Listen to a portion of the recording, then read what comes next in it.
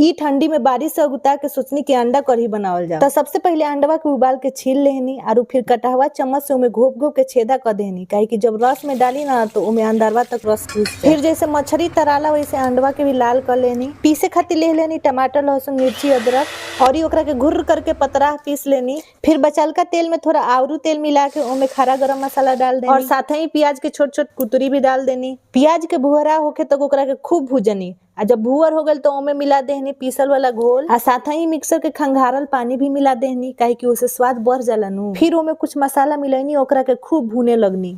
हमनी में 2 मिनट मसाला ना भूजाला, कम से कम 10 मिनट जब तक ना भूजाई तब तक स्वादे ना आई सब्जी में। फिर का कसूरी मेथी डलनी आ भर लोटा पानी मिला देहनी, काहे कि हमरा पति देव जी के नु अंडवा से ज्यादा रसवा खाए में मजा आवेला। रसवा जब खदके लगल तो ओमे अंडवा मिला देहनी। लास्ट में धनिया पत्ता डाल के आँच कर देहनी बंद।